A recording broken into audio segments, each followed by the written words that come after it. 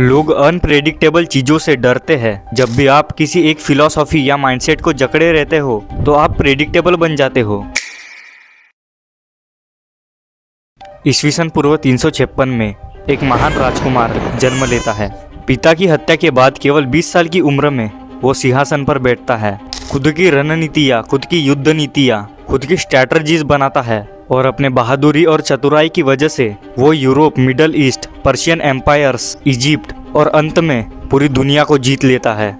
उसके जीतने का कारण बस एक ही था, उसके दुश्मन उसको कभी भाप ही नहीं पाते थे, क्योंकि वो किसी एक रणनीति या युद्ध नीति पर टिका नहीं रहता था। वो किसी एक माइंडसेट को फॉलो नहीं करता था। वो फॉर्मलेस था। वो इतना चतुर था कि वो पानी की तरह हर सिचुएशन में, हर कंडीशन में, हर सिनेरियो में, हर इन्वायरमेंट में ढल जाता, उस सिचुएशन को अडेप्ट करता और उस सिचुएशन के अकॉर्डिंग अपनी युद्ध नीतियाँ चेंज करता, अपनी युद्ध नीतियाँ बदलता। वो फॉर्मलेस था। वो किसी एक स्ट्रैटेजी या रणनीति पर टिका नहीं रहता था। वो सिचुएशन के अकॉर्डिंग अपनी स्ट्रैटेजी और रणनीतियाँ बदलता। उसके दुश्मन उसको कभी भाप ही नहीं पाते। अपनी लचीली स्ट्रैटेजीज की मदद से और अपनी फॉर्मलेसनेस की वजह से उसने पर्शियन एम्पायर डैरियस को, जिसकी सेना 3 गुना ज़्यादा बड़ी थी, उसको धूल चटा दिया। ये कहानी है world conqueror Alexander the great की, जिसको कोई हरा नहीं पाया क्योंकि वो फॉर्मलेस थे।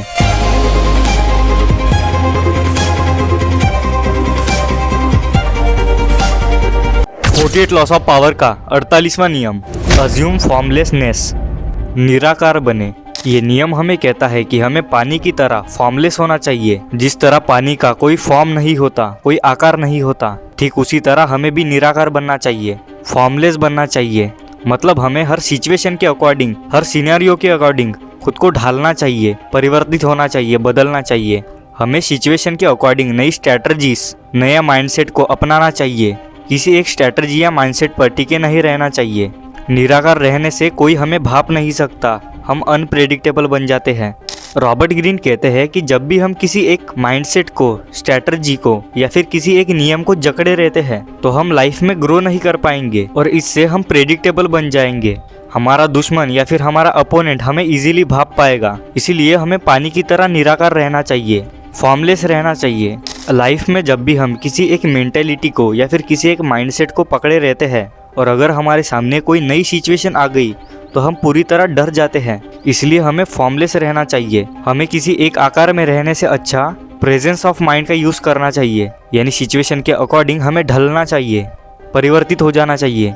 प्रेडिक्टेबल लोग कभी पावरफुल नहीं बन पाते क्योंकि उन्हें कोई भी भाप सकता है, उनके इंटेंशन पकड़ सकता है। इसीलिए हमें फॉर्मलेस रहना चाहिए।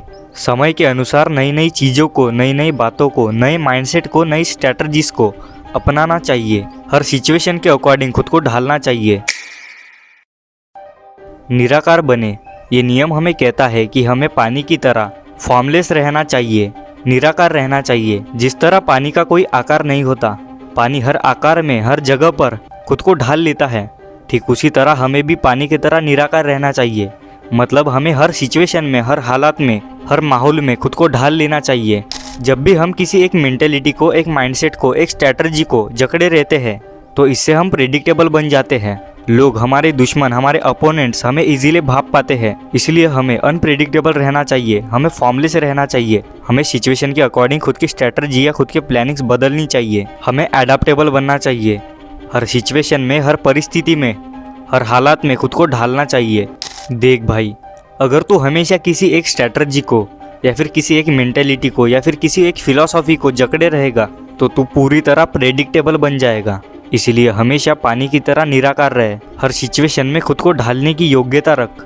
इससे तू अनप्रेडिक्टेबल बनता है और इससे तेरी पावर बढ़ती है। जो शेप पकड़ लेता है वो तोड़ दिया जाता है, लेकिन जो फॉर्मलेस रहता है उसे कोई तोड़ नहीं सकता क्योंकि वो किसी के पकड़ में ही नहीं आता।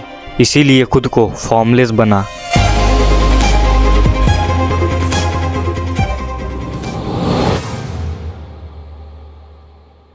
कॉन्ग्रेचुलेशंस। पिछले 48 वीडियोस में हमने 48 लॉस ऑफ पावर के पूरे रूल समझे, लेकिन अब मैं जो बोलने जा रहा हूँ उसे ध्यान से सुनो। रॉबर्ट ग्रीन के अनुसार पावर का मतलब होता है खुद की भावनाएं कंट्रोल करना और लोगों को बिना पता चले उन्हें कंट्रोल करना, उन्हें मैनिपुलेट करना। इसलिए उन्होंने हमें ये 48 लॉस दिए। ताकि हम पावर डायनामिक्स को अच्छे से समझ सके। लेकिन क्या हो अगर मैं कहूँ कि 48 लॉस ऑफ पावर एक बकवास किताब है। अगर तुम इस एक चीज को अच्छे से समझ नहीं पाते, इमेजिन करो एक 14 साल का टीनेजर 48 लॉस ऑफ पावर को पढ़ता है। वो लॉ नंबर 4 को पढ़ता है जिसमें ये लिखा था कि हमेशा ज़रूरत से कम बोलो। वो पावरफुल बनने के लिए इस नियम को अप्लाई करता है। वो अपने घर में, अपने स्कूल में, अपने दोस्तों के साथ बातचीत कम कर देता है, ज़रूरत से भी कम बोलने लगता है और ये सोचता है कि वो पावरफुल बन चुका है। लेकिन क्या ये सच है? नहीं। आपको ये अच्छे से समझना होगा कि रॉबर्ट ग्रीन ने ये नियम हिस्टोरिकल पॉलिटिक्स के बेसिस पर बनाए हैं। पुराने राजाओं के ज़माने में पावर का मतलब होता था राजगद्दी, लेकिन आज के इस मॉडर्न ज़माने में पावर का मतलब होता है रेप्यूटेशन, अटेंशन, डोमिनेंस। ये एक चीज़ हम अच्छे से समझ नहीं पाते, इसीलिए हम मिसलीड हो जाते हैं। तो क्या इसका मतलब ये है कि 48 लॉस ऑफ पावर एक व्यर्थ किताब है? बिल्कुल भी नहीं। भले ही वक्त बदला हो, लेकिन साइकोलॉजी कभी नहीं बदलती।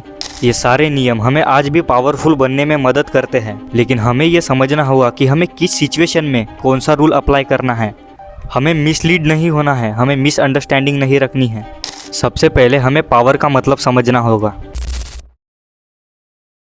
सबसे पहले हमें यह समझना होगा कि पावर चुप रहने से, लोगों को इग्नोर करने से या फिर लोगों से दूर जाने से नहीं मिलती।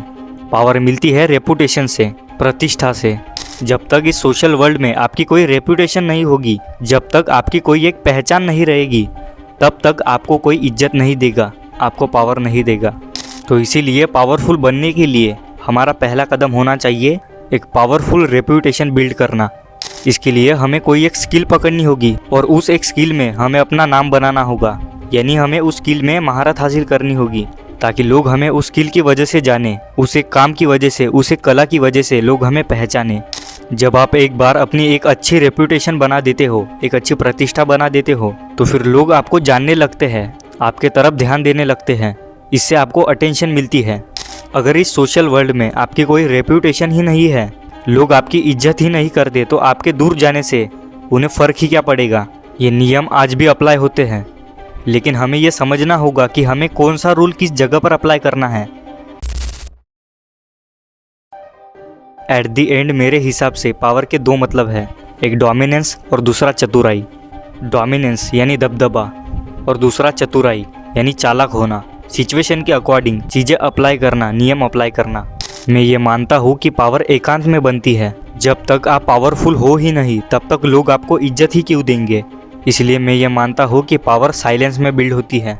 जब हम खुद के ऊपर काम करते हैं, खुद के फिजिक, खुद के माइंडसेट के ऊपर, खुद के बॉडी लैंग्वेज, खुद के आई कांटेक्ट, कम्युनिकेशन स्किल, अपने पोस्चर, अपने बिहेवियर के ऊपर काम करते हैं, इन सभी चीज़ों के ऊपर एकांत में काम करते हैं, तब लोग ऑटोमेटिक ही हमारी तरफ अट्रैक्ट होने लगते हैं। हम ऑटोमेटिक ही डोमिनेटिव बन जाते हैं। और बात रही चालाकी की, तो ये नियम हमें चालाकी सिखाते हैं। ये 48 नियम हमें ये सिखाते हैं कि हमें इस सोशल वर्ल्ड में किस तरह बिहेव करना है, किस तरह सोशलाइज करना है, ताकि कोई दूसरा हमें मैनिपुलेट ना कर सके।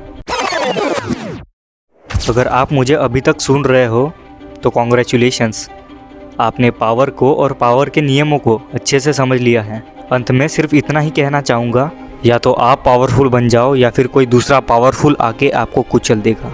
इसी के साथ 48 लॉस ऑफ पावर का सिलसिला ख़त्म होता है।